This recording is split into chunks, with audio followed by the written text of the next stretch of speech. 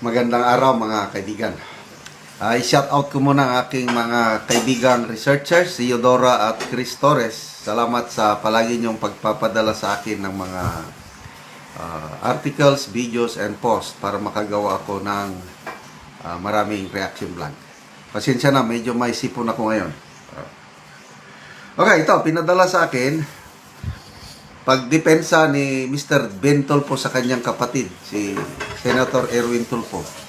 Bakit daw itatalagang BRC chairman ang kapatid niya na Bagito? Wala na bang matino diyan sa majority? So basically, binuljak niya ang majority block sa pinangungunahan ni Senate President Vicente Sotto. Blood is thicker than water. Sabi niya, huwag niyong ipahamak ang aking kapatid. Pakinggan natin ha. Than water. Huwag lang sa blood. Huwag lang palpak.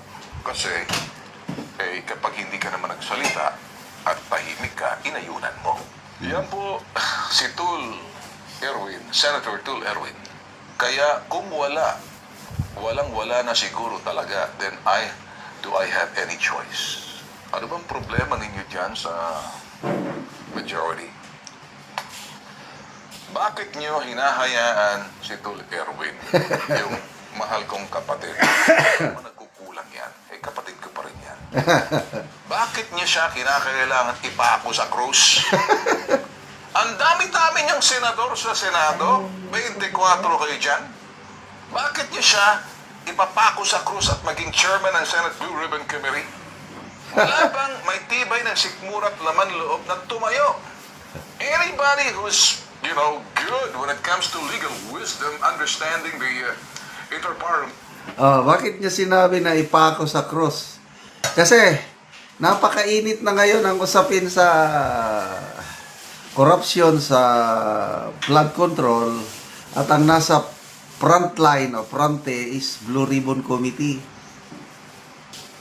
Kaya nga nag-resign si Senator Lacson dahil grabe, kaliwat kanan ang kritisismo. Lalo na nung lumabas na si Orly Gutesa, pinangalanan niya na si Saldico at Martin Romualdez. Wala na, atrasan na sila. Tapos bagitong senador, ipapako nyo sa cross, ano ba kayo? Ayos itong magkakapatid, oh.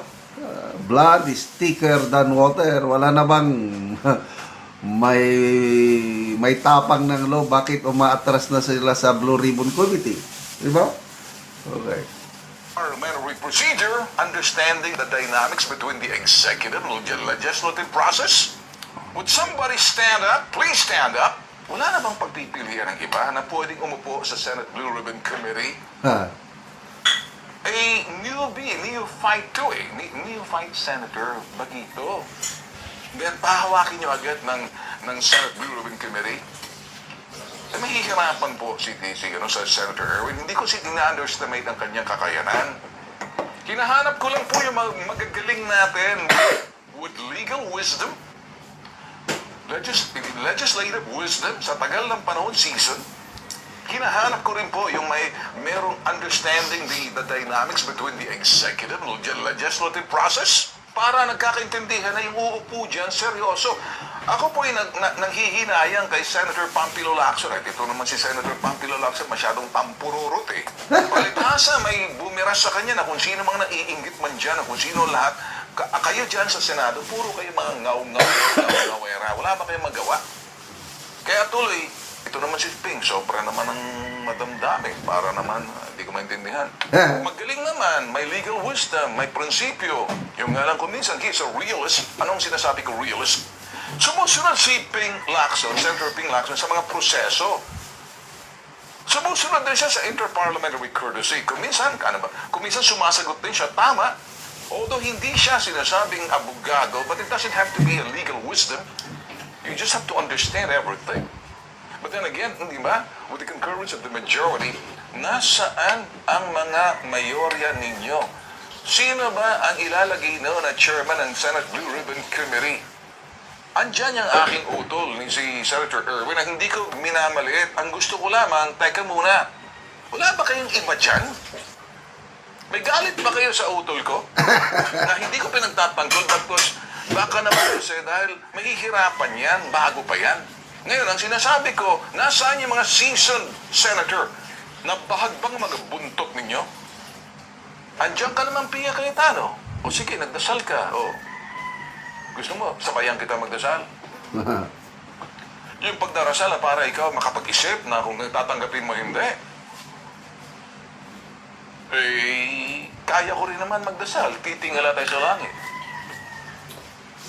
Pagtingala natin sa langit, para ikay maliwanagan. Tama naman yon. Pero napakatagal naman. Sana bilis-bilisan mong pagdasal. Na makita na mabigyan ko ng liwanag na tanggapin mo na. Sana ikaw, Kiko Pangilinan, abogado ka rin, tanggapin mo na. Sino pa ba mga natitira? Kung sakaling wala sa majority, di maghanap kayo sa minorya. Hindi, partisan na yan. Let it open. Kung sinong po pwede sa Senate Blue Ribbon Committee. Ayun, ang ganda ng suggestion niya, no? Majority, manggaling ang chairman. Eh, kung ayaw, may dalawang abogado sa majority, Pia Cayetano and Kiko Pangilinan, eh, nagdarasal pa daw, wala alanganin. Hindi ibigay nyo sa minority, o ibigay nyo kay Senator Marcoleta, mabilis pa yan sa alas 4, tatanggawin niya. O, ano sa tingin nyo mga kaibigan, bakit nag-aatrasan na sila? Parang may nababanggang pader na ayaw nilang banggain. Ganun ba yun? Pwede. Kaya ako, medyo nawawalan na ako ng, nadidismayan ako sa Blue Ribbon. Ang ganda ng simula, panahon ni Senator Marcoleta, Senator Lacson, maganda ang simula. Nagbago na lang nung lumabas si Master Sergeant Orly Gutesa, nakakapagtaka. Ang isang matapang na anti-corruption crusader in the person of Senator Lacson, eh, biglang umatras. Nakakapagtaka talaga. Hindi yan umaatras sa labanan ang kilala kong Senator P. Lacson. Eh bakit nag-resign nang dahil lang sa batikos ng kasamahan sa Senado? Hindi ako maniwala doon. May mas malalim na dahilan. So sana maawa naman kayo kay Senator Erwin Tulfo. Dahil I have no choice, sabi niya. Kailan nakikita ko sa kanya, inaamin niya, baguhan lang ako. Pwede ba maglagay kayo ng iba? So, personal choice ko, sana tanggapin ni Senator Pia Cayetano. But kung hindi, God save the Philippines.